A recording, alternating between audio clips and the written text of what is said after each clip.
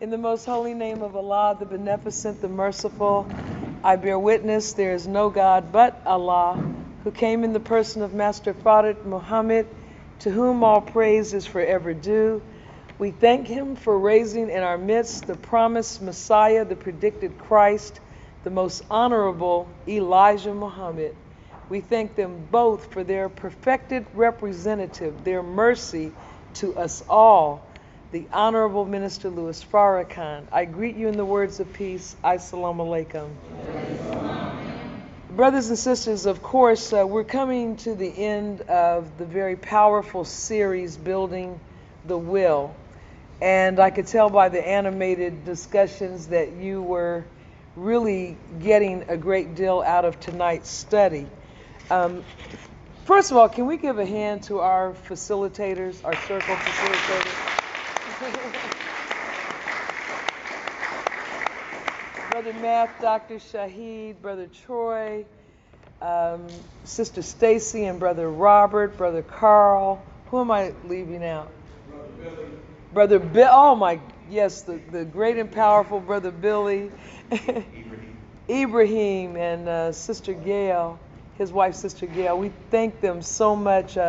Brother Dr. Robert Muhammad, who's away this week, and all those who, they devote a great deal of time in preparation so that these discussions, or as you'll see when we get into volume 2, study guide number 10, the minister talks about group chewing and the power of exposing our thoughts to one another and being able to share and evolve and grow from that. But Brother Shahid had raised the question of the statement that marriage is half our faith, and also made reference to Surah 4, verse 1, which we use in all of our wedding ceremonies in the Nation of Islam, where we must keep, and I'm not quoting it properly verbatim, but we demand our rights of one another as husband and wife. And in order to have those rights fulfilled, we have to first meet our duty to Allah. Keep your duty to Allah, by whom you demand your rights in one another. And I thought, Brother Shahid, that turned out to be such a profound discussion, and there was such great insight and commentary offered. And sometimes it does us good to go back and review earlier study guides, because there is a great connection between marriage and bonding with Allah. And so I just wanted to go back and revisit study guide number 3, where Minister Farrakhan wrote, he tells us what marriage is. Do we know, what is marriage? What is it?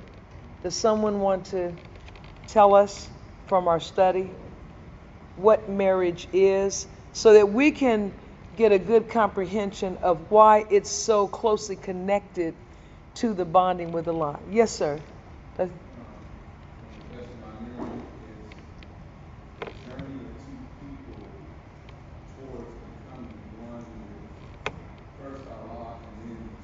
That's it. That's it.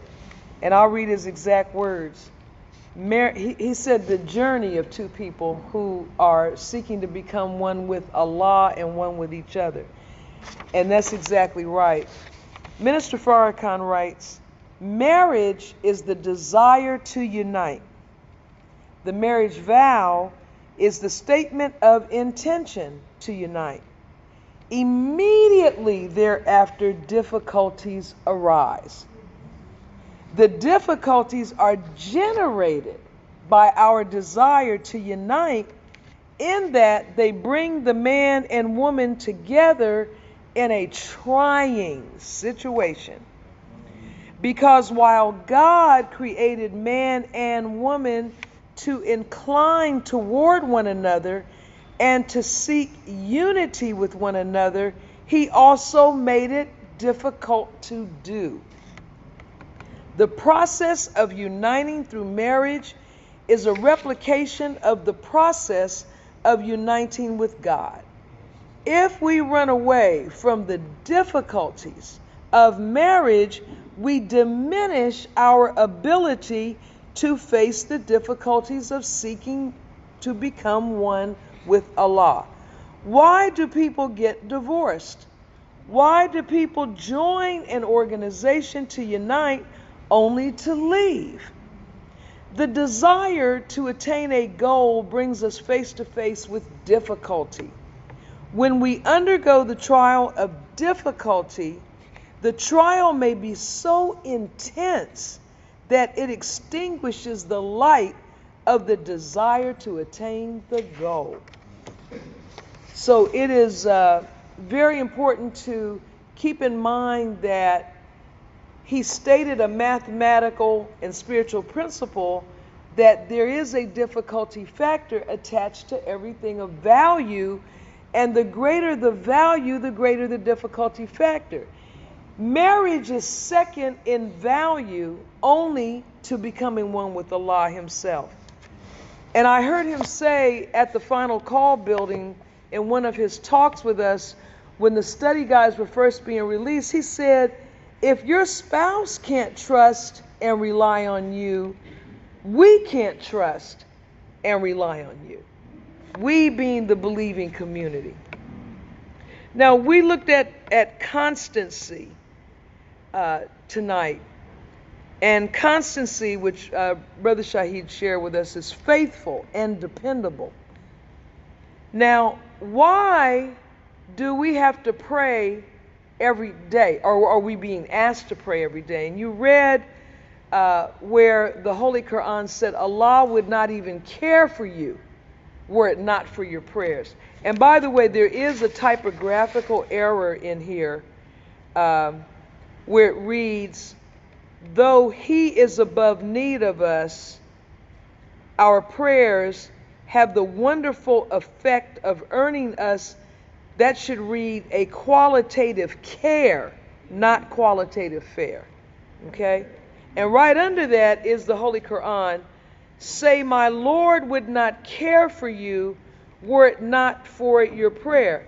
And so the minister says, even though Allah provided for us before we even came into existence, before we ever heard of prayer, it is through prayer that we earn his care. So why does prayer have to be repeated every day?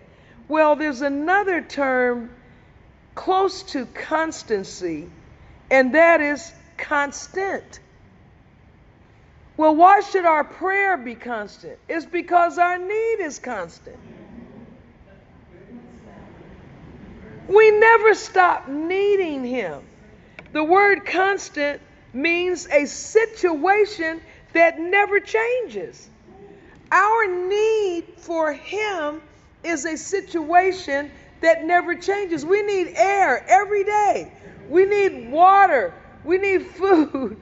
We need nurturing physically, emotionally, mentally, and spiritually, not weekly, but daily. In fact, moment to moment.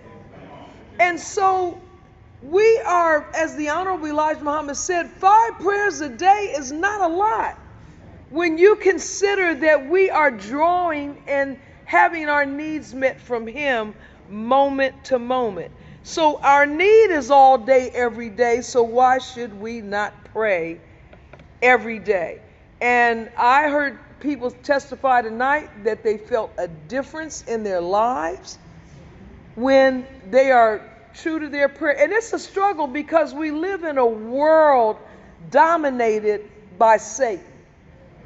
Even in their questionable condition, when you visit Muslim countries, it's a whole different atmosphere than it is in America. I know when my husband and I visited the Middle East and we stopped in Egypt and ultimately to Mecca, but in Muslim countries, they stop for prayer. And there is a call to prayer that you hear throughout the town, throughout the city.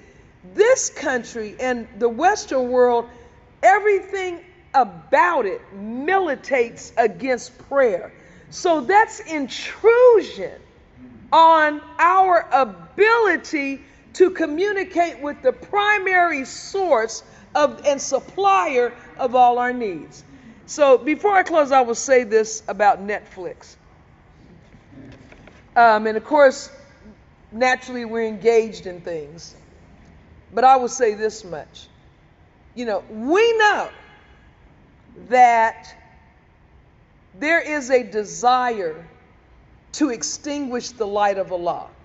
We know the aim of this world is to kill the messenger of Allah, not because they don't like his personality, but because he's bringing truth to the people. Minister Farrakhan would not be in this battle with these people were it not for me and you. It's not him as an individual, it's his effort in bringing to us straight from the mouth of Allah and his Christ the ultimate truth and the execution of the plan for our salvation, which is our exodus. Minister Farrakhan's truth is not an ephemeral generic truth. It is a substantive truth, the same truth that Allah created the universe with. He's giving us a truth that will pull us out from under Satan's rule. So when you see this is already in the public domain, so I can say it. Netflix issued that statement, and they said there was an internal miscommunication. Now, this has been going on for 18 months, these discussions. So all of a sudden, the day before the release, you have an internal communication. Internal between who? Whose internal environment are you talking about? Well, the New York Times threw everybody under the bus. The New York Times published an article 2 days ago and online, and then today again in their hard copy. And the New York Times said that a Jewish rabbi from the Simon Wiesenthal Center called the CEO of Netflix, or one of their top executives. They named names. And they said, and the man is bragging about the fact that he called Netflix. I called them and I told them. How you can't do this is wrong. This is erroneous. This man is an anti-Semite and blah, blah, blah. The usual slander and libel. So, and then this woman from the World Jewish Congress and this one and that one. What they are doing, look at how Allah blinds people. You're exposing yourself. You're saying that you leaned on your brother, because they're all Jews.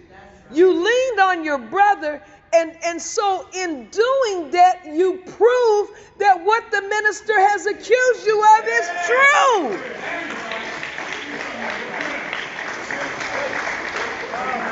He's not a hater, he's a truth teller. He's describing your nature and your behavior. And he said you have excessive control. You control the media. You control the entertainment industry. You control the sports industry. You control real estate. You control finance. You control Facebook, Netflix, eBay. Apple today reached $1 trillion in value. This is excessive control. And so what you are doing is interfering. What you got to tell black people is this. It's not about whether you agree with the Honorable Minister Louis Farrakhan's position and the Nation of Islam. You as a black person need to understand that you are still a slave. And the only way you're going to be free is to get up and walk up out of here and go with us into a separate state or territory of our own. Because what this is about is telling you who you can listen to. Now, there's all kind of black people on Netflix. There's all kind of films and documentaries, and many of them are low, filthy, indecent. There's violence all over the place. There's this obsession they have with dead people getting up and walking with blood dripping off of them. And people shooting and killing and shooting and killing. All of that is available. But a documentary about the beautiful life and the beautiful music of a beautiful black man, you are gnawing your teeth and calling each other. So inshallah, well, we know, we can say mashallah, it is Allah's will that we are going to be free. And remember this, the Honorable Elijah Muhammad said to black people, Allah will make you separate. Lastly, my husband and I were watching on the news. This happened a while back, but it's like, how much more can we take? Black man in Louisiana on a tractor, on a farm, working, going about the ordinary course of life. Here comes these redneck cops, the Louisiana sheriff and company.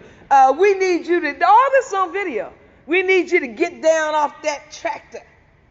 We got a warrant for your arrest. And the man said, I don't know why. I haven't done anything. May I see the warrant? Which if he were a citizen of the United States, he would be within his rights. Somebody come to your door, we got a search warrant. Let me see it. If you are viewed as a citizen of this country, they will show you. They have a duty to show you, because you have a constitutional right against unreasonable search and seizure. That's the Fourth Amendment. So he has to see it. Well, I don't have it. So the brother's saying, well, you need to go away. You need to leave. They pulled him down off of that tractor. They tasered him. They put him in a chokehold, and he later died. We are being killed going about the ordinary, mundane activities of life. This brother over here on 71st Street. See, they always start the story in the middle. Why were you bothering him in the first place? Oh, and they show you the film. He's reaching behind him. Some of the people there said he was pulling the holster up. It was falling down. At some point, he showed his ID. So how does it escalate to him getting shot in the head 3 or 4 blocks from here? This has to stop. And we have to commit and recommit and stand up with our leader, the Honorable Minister Louis Farrakhan, and do everything we can, beloved, to improve ourselves so we can be the helpers that every single one of us was born to be. Everybody in here was born for this time. We can stand around and say, oh, the scientists saw Minister Farrakhan 25,000 years ago. They looked down and they saw him. He's specially made. So what do you think? You're random? They made a special man for our delivery and then just surrounded him with a bunch of replacement sub players off the street. We are game changers. We are stars. This is a winning team. And so everybody has to step up and be a playmaker in this war. May Allah bless us all with love and the light of understanding. Assalamu alaikum.